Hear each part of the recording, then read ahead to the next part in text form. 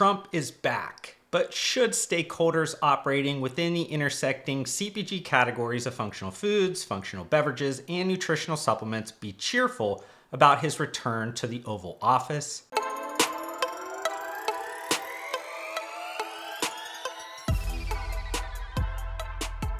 And if that introduction didn't sound familiar, it's likely because you didn't check out any of my previous Trump 2.0 content miniseries parts yet that are loosely titled Regulatory, Global Trade, and Financial. So I'd suggest stopping this content right now and consuming those first because they do have some valuable chronological elements. But for my regular audience that has already consumed those previous parts of my Trump 2.0 content miniseries, unless you want another refresh of my second Trump presidential term general strategy considerations, you can save a few minutes by skipping ahead to the next chapter of this video. So this will certainly not sound like a hot take or anything, but the second Trump presidential term will undoubtedly offer a mixture of risk and reward, ushering in a new era of market volatility.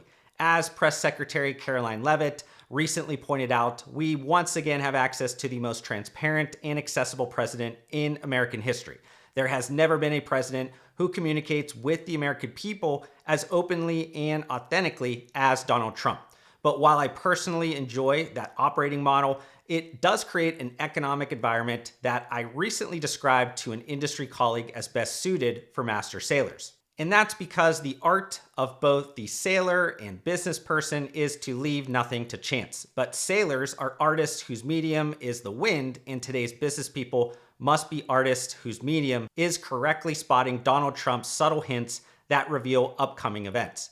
Furthermore, I believe a key to potentially benefiting from the Trump 2.0 driver demand requires understanding how to position against a few of his known but converging the art of the deal tendencies. And these would be 1, a little hyperbole never hurts; 2, confirm an impression they were already predisposed to believe; 3rd, never get too attached to one deal or one approach; and then 4thly, sometimes your best decisions are the ones that you don't make. Finally, it's extremely important to consider rate of speed and level of efficiency surrounding Trump 2.0 changes.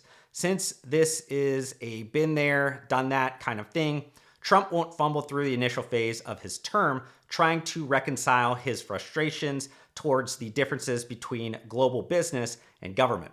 Trump will have a better understanding around bottlenecks and getting around choke points, including how to flex unilateral powers. Also, given that the House and Senate are Republican majorities, at least for the next 2 years, that political trifecta usually creates efficiency and makes for stickier policy changes. But the inspiration behind my latest first principles thinking content piece, or I guess content miniseries, was a Trump 2.0 section titled Rhetoric Foreshadowing Action is Greater Than Embellished Negotiation Tactics that I included into many of the functional CPG brand and supply side client presentations during the last quarter of 2024.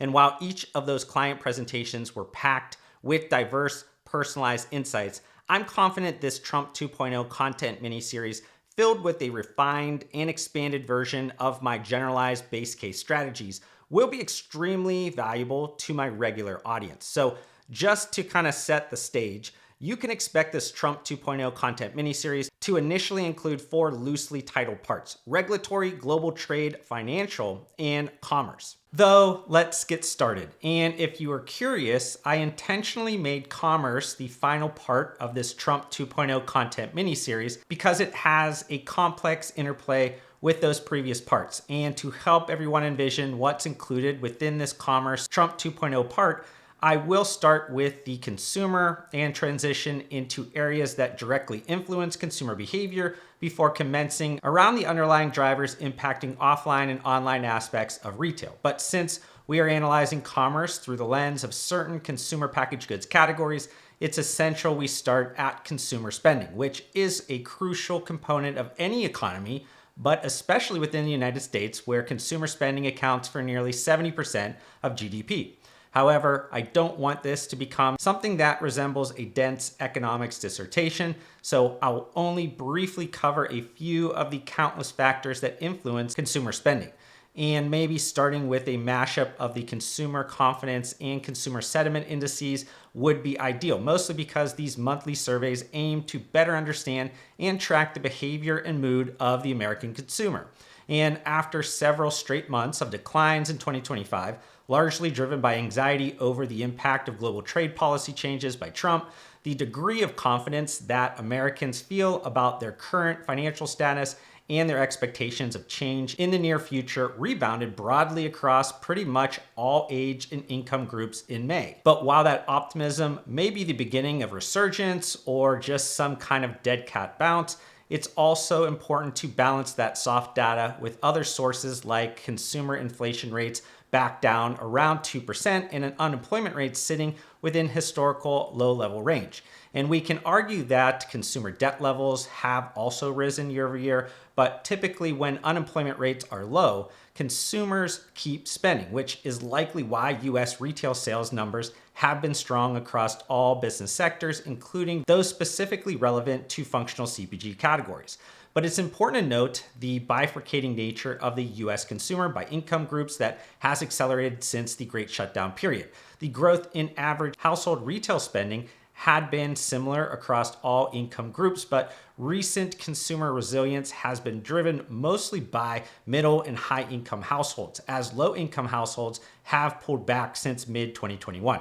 And I'm mentioning this because one, higher income groups tend to purchase more functional CPG products and obviously spend more per trip compared to lower income groups, but two, help could be coming to low income households that tend to boost spending more when government policies seek to stimulate the economy, like the proposed tax cuts I mentioned in the previous financial part. And trust me, I'm not saying everything is perfect, though I know by displaying my perspective, which is a mixture of optimism and realism towards the current and future economy, some loser negative Nancy will be in the comments complaining about this or that shitty situation and blaming everyone but themselves. But my apologies for getting kind of passionately sidetracked there for a second. It's just plain old silly when I see so many people betting against America's long-term economic prospects, which has historically been a huge losing proposition. Getting back on track though, obviously when consumers spend money on goods, it creates demand, which in turn stimulates production and generates income for businesses. So let's shift from this state of the consumer examination and kind of talk about arguably the most powerful influence on consumer behavior. And before I dive into the specific Trump 2.0 possibilities impacting functional CPG industry stakeholders, I should probably start by resharing some of my thoughts from February of 2024. Beginning in the 1980s, right before the fall of traditional religion in the United States, there was this incredible rise of economics as the dominant and structural social force. From that moment on, the consumption of objects, services, and now information became a vehicle for the expression of personal identity and became tied to the quest for an authentic life for all social classes.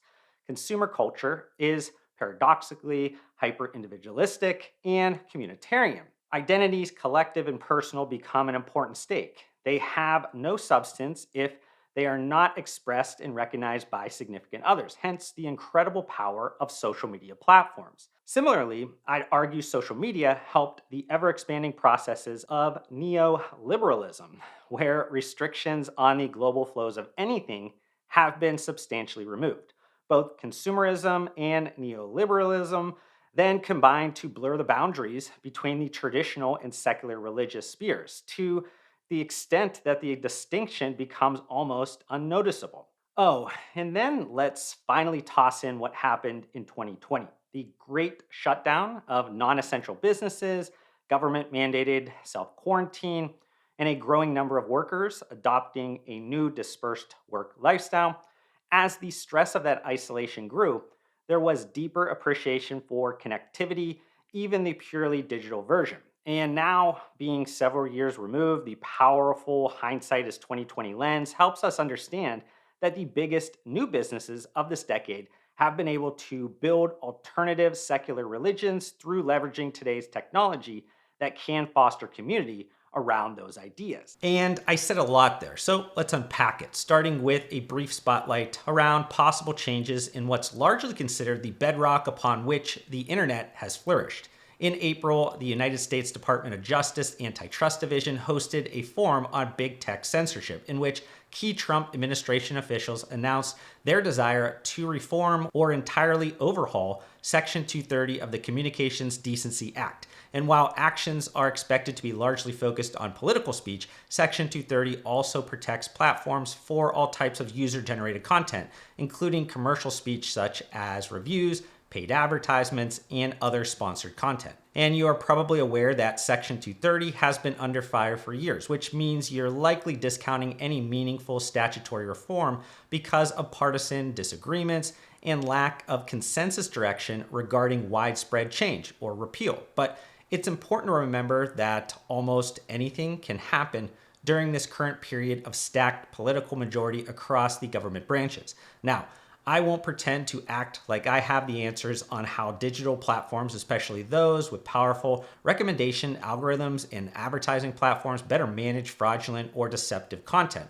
But functional CPG stakeholders shouldn't overlook how lawmakers changing any balance between free speech and consumer safety could create net negative or net positive impacts. Yet, one clear outcome is that it could eventually trickle down into weaker reach and rising costs of digital advertising. And within this current economic environment where functional CPG stakeholders are dealing with tighter margins from global trade policy changes, it means marketers should be building contingency plans, staying agile, and continuing to focus on value-based messaging, though it shouldn't be overlooked how some of that optionality is getting threatened, as the FTC has made it clear that the era of casual, undisclosed brand partnerships is over.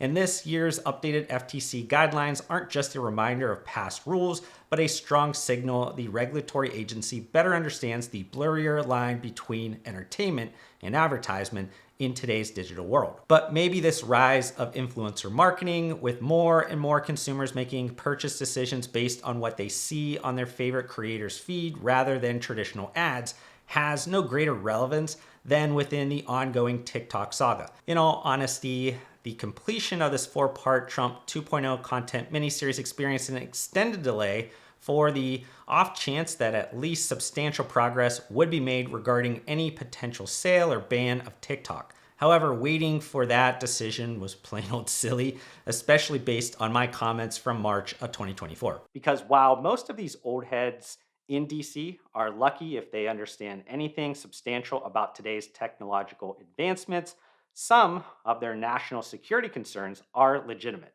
To keep this relatively simple, these American lawmakers are concerned about TikTok's relationship with mainland China. Like with most big Chinese companies, China's ruling Communist Party has set up a party branch at ByteDance. So American lawmakers are worried that the Chinese government will pressure ByteDance to share US data gathered on TikTok, which the CCP could potentially use for nefarious reasons. I'll wrap up this section with a bit of my game theory breakdown.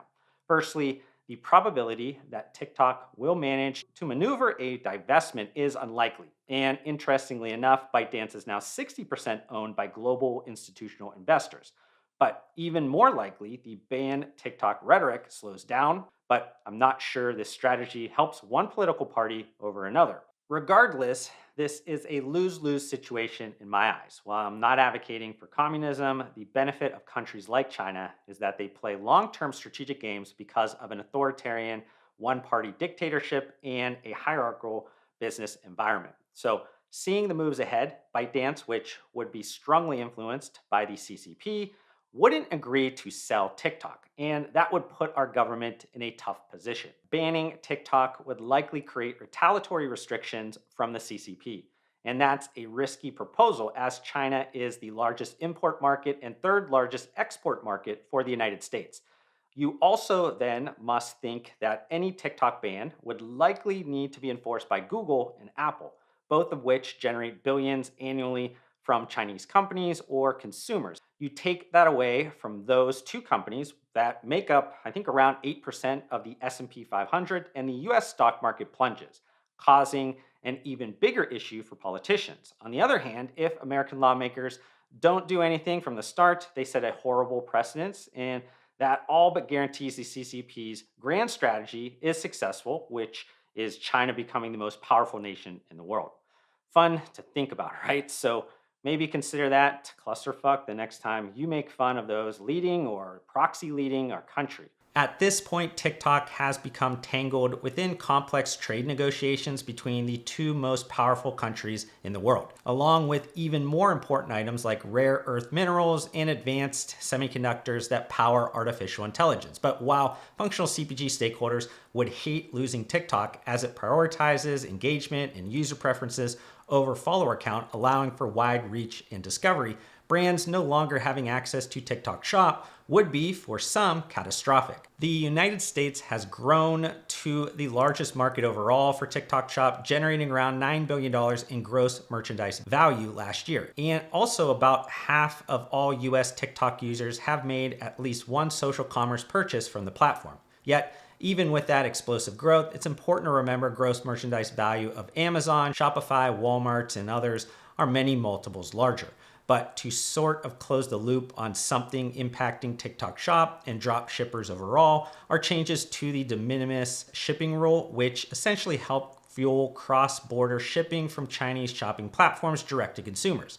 And while the elimination of certain low-value imports to enter the United States duty-free isn't particularly impactful to functional CPG stakeholders, as about 2/3 of all packages entering the country through the de minimis channel are from China, and most categorical shoppers are not buying these products directly from Chinese shopping platforms. Legislation to permanently end the duty-free de minimis exemption from all countries could be more problematic and considered a low probability risk layer worth paying attention to over the near term. But more than anything, functional CPG stakeholders could indirectly experience net positive or net negative trickle-down impacts from changes in de minimis rules, as Chinese shopping platforms contributed around 11% of Meta's total advertising revenue last year.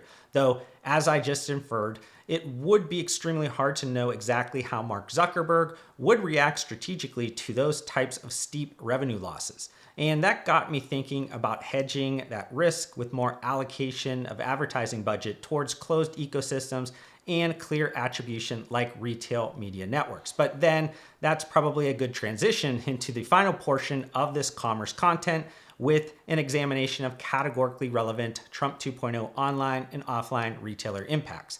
In a broad sense, the only potential concern is the intensification of political attention relating to pricing actions or even comments, announcements about price increases by retailers. Since the Trump 2.0 global trade policies are deemed extremely important, it's almost like the administration will bully any retailer that's implementing pricing actions to hedge against tariff-related cost inflation. Now, this obviously mostly impacts the large or public company retailers, but it shouldn't be overlooked because this public political battle could also create consumer behavior shifts and hurt sales activity at key retail accounts. As an example, after learning that Amazon could begin displaying the cost of tariffs next to prices of certain products, Trump called Bezos to complain and used his media megaphone to create more pressure for change. But speaking of Amazon, let's talk about regulation by retail, because the largest online marketplace has taken significant steps to strengthen its compliance policy. I've spoken about this several times previously in content, but Amazon now requires dietary supplement sellers to provide evidence of product quality through third-party testing, inspection, and certification organizations. More so than anything, though, the compliance actions of Amazon could influence other major retailers. Furthermore, with the FDA enforcement power and resources often limited and likely increasingly constrained under the current administration, opportunistic industry watchdog lawyers will increase activity, and retailers will be forced to better protect themselves from liability and maintain consumer trust. Though it usually means that each retailer will often demand a varied collection of due diligence above and beyond the regulatory standards, and in the process create a fragmented landscape of varied requirements that cause operational inefficiencies.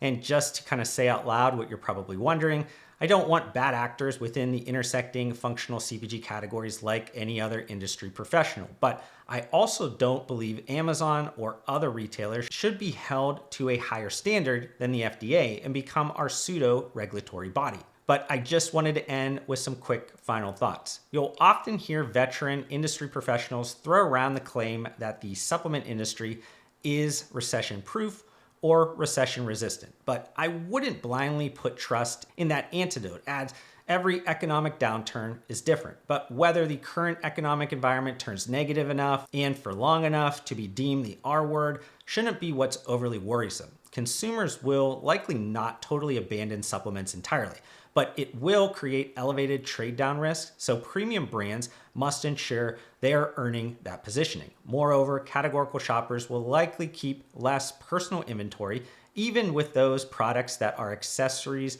to their personal brands. So ensure price pack architecture decisions are being reviewed.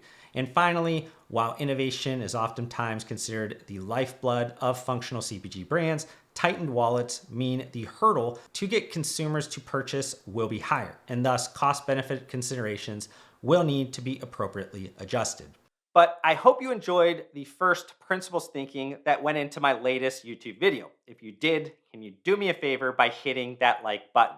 That quick and free action helps YouTube know my content is worth spreading to more people. Also, we're getting really close to reaching my next subscriber goal, and it would be great if you join me on this journey. But to do that, we need to fix the fact that slightly more than 3/4 of you that are watching this video right now are not subscribed to my YouTube channel, and that hurts my feelings. Regardless, I want to thank you for giving me some of your attention and time, and I'll see you on the next one.